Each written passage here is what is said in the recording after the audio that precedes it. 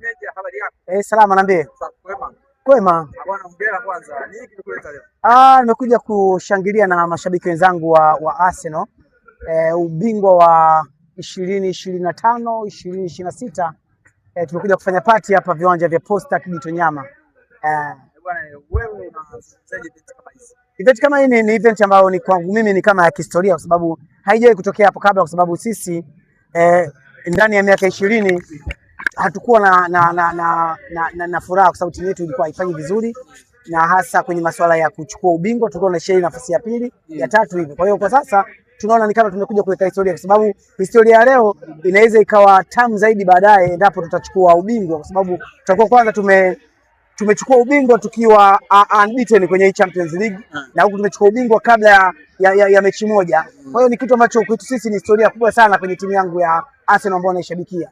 Turudi hapa Tanzania sasa, mjini kabisa.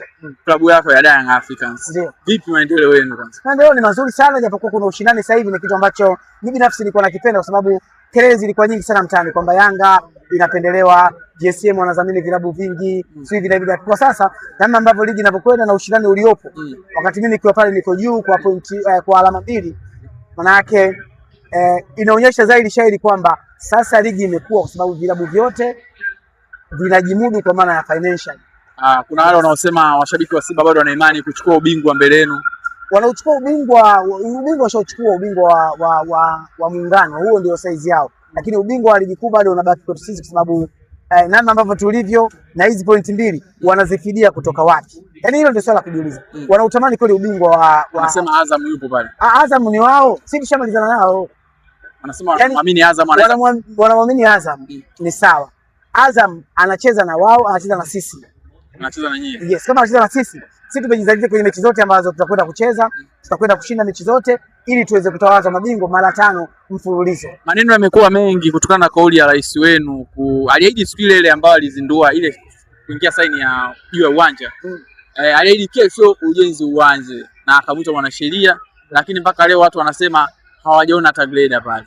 Mimi binafsi sijafika maeneo ya Jangwani kulithibitisha hilo, na kama uwanja hujaanza kujengwa, yeye ndio akuulizwa maswali kama sio sisi mashabiki. Sisi mashabiki tunatakiwa muulize yeye, mtuletee sisi majibu. Hapana, utaratibu wa Yanga si kila mtu anaweza akauliza tu maswali kwa kiongozi mkubwa kwa maana ya Engineer Hersi. Lakini nyinyi kama waandishi, mnatakiwa nyinyi ndio mkamuulize kama aliahidi mbele yenu akasema kwamba uwanja utaanza kesho tu. Maana nyinyi ndio mnatakiwa muulize kwa maswali. Sisi kawaida huwa tunafanya mkutano mkuu mara moja. Ile kauli ni kwa ajili ya wote. Nisikilize. Sio kwa ajili ya waandishi. Tunafanya mkutano mara moja kwa mwaka, mkutano mkuu kwa maana ya ule ambao unafanyika mwishoni mwa mwaka. Hapo ndio tutakuja kumuuliza Engineer Hersi kwamba ulituahidi uwanja kwenye mwaka huu haujatekelezea. Lakini kwa sasa hatuna mandate ya kumuuliza kwamba uwanja mbona hujajengwa, kwa sababu hii ni klabu ambayo inaendeshwa kwa utaratibu. Na vipi kama akiwa bado hajajenga mpaka muda huu wa mkutano mkuu, na uweza kumuondoa? Yes, sasa sio kumuondoa. Tuna uwezo wa kumuuliza kwamba kwa nini hujajenga. Majibu yake ndio atatufanya sisi tumuondoe tusimuondoe. Na kumuondoa kiongozi maana yake ni uchaguzi. Uchaguzi nadhani mwezi wa 7 kama sijakosea ndio unaenda kufanyika. Kwa hiyo akifanya yote na asipowajengea uwanja katika uchaguzi, mnaweza mkaendelea kumwamini? Hawezi kuaminika kama amewadanganya wanachama wa Yanga. Uongo hautakiwi kwenye klabu. Endapo atafanikiwa kuongoza tena, yani kipindi ambacho kinachokuja, alafu hajatengeneza uwanja na aliahidi uwanja kwamba atautengeneza, bado mashabiki wa Yanga hawawezi kumwamini. Hawezi kumwamini. Yes. Wewe kama wewe unawashauri na mashabiki wa Yanga, hamna haja ya kuendelea kumchagua Engineer Hersi. Siwezi kufanya hivyo kwa sababu hizo ni kampeni na bado uchaguzi, yani kampeni hazijaanza rasmi, na mimi sina mandate hiyo kusema kuwashawishi mashabiki wa Yanga wasimchague Engineer, kwa sababu mpaka sasa ni kiongozi ambaye amefanya makubwa sana kwenye mpira wetu, kwenye timu yetu ya Yanga. Lakini siahidi uwanja. Kuahidi uwanja ni jambo moja, lakini mafanikio ambayo Engineer Hersi ametupa sisi kama wana Yanga ni makubwa sana. Tumemfunga mara 6 mfululizo Simba Sports Club, tumechukua ubingwa mara 4 mfululizo. Hayo kwetu sisi bado ni ushindi mkubwa, na tunampongeza sana Engineer Hersi, na bado kuna vyeo vikubwa sana amevipata akiwa na Yanga. Kwa hiyo hatuwezi kumdharau kwa sababu ya swala la uwanja, lakini inapokuja kwamba tumemchagua kwenye wakati mwingine na mpaka mwaka unaisha alafu uwanja haujatengenezwa, lazima tutakuja kumuuliza kwenye mkutano mkuu kwamba ulituahidi uwanja na hujatekeleza. Na vipi mkikosa ubingwa msimu huu?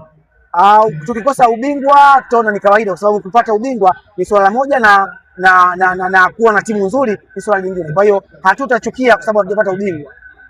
Bwana, turudi moja kwa moja kwenye masuala ya kiusajili kiujumla.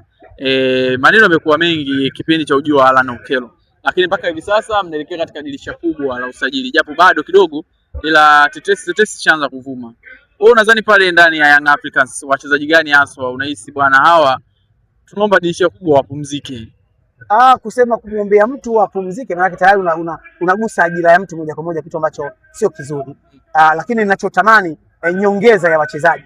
Kwa mfano kuna maeneo ambayo yanahitaji nyongeza. Kwa mfano kwa sasa tunasahau kwenye eneo la beki pale, baada ya Jobu kupata majeraha tunatakiwa tuongezewe. Bado tuna changamoto ya winga asili ya mtu anayetumia mguu wa kushoto, umeelewa? Hiyo tuongezewe eneo la winga wa kushoto, alafu eneo la striker ambaye wenyewe wazungu wanaita killer ama finish, ambaye ana uwezo wa akipata nafasi moja mbili tatu anatia kambani. Kwa hiyo eneo la beki, winga na midfield, maeneo hayo yakifanywa kazi hakuna shida. Kimwache kuna wachezaji na kutolea. Naam. Wewe nakutajia. Nikwambia huyu akiachwa jibu lako ni yes au no tu basi. Sawa. Djigui Diarra akiachwa? No. Mwamnyeto akiachwa? No. Damaro akiachwa? Yes. Yasinki akiachwa? Yes. Yao Kwasi akiachwa? No. Makome akiachwa? No. Buba akiachwa? Yes. Akiachwa Dube? Yes. Akiachwa akiachwa Depu? Yes. Akiachwa sasa hapo tuende hapo mbele. Mtego wangu ulikuwa hapo mbele. Striker zote mbili umesema zikiachwa ni yes. Unahisi wameshindwa kutimiza kile mlichokuwa mnakitaja? Yes, ukiangalia sasa hivi namna ambavyo hizi run za ufungaji bora bado wanasumbuliwa na viungo washambuliaji. Kwa mfano kama anayeongoza sasa hivi ni nani huyo? Okello. Acha Okello anaongoza kwa ufungaji ni Faisal Salum ambaye ni kiungo mshambuliaji. Ukija namba 2 anakuja ni Alan Okello. Umeelewa? Kwa hiyo tunapokwenda sasa hivi sio kukaa na mchezaji kwa sababu tu ya hisani. Tunatakiwa tupate wachezaji ambao wanaweza kutuvusha.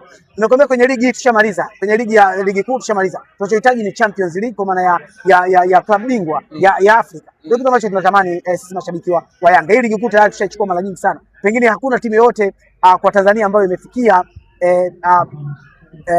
kwa maana idadi ya kuchukua hili kombe lako. Kwa hiyo lengo ni kuchukua klabu bingwa la Afrika. Kwa hiyo lazima tuwe na wachezaji ambao wanaweza wakatupatia klabu bingwa. Huyu Dube tumekuwa naye kwa kipindi, Depu ndo ameingia sasa hivi, na wengine uliowataja si wachezaji wabaya, lakini mimi binafsi matamanio yangu nione wachezaji wengine wakiingia.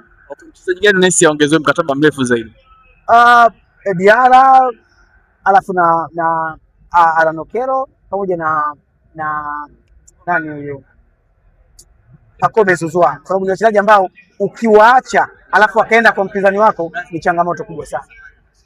Shukrani sana.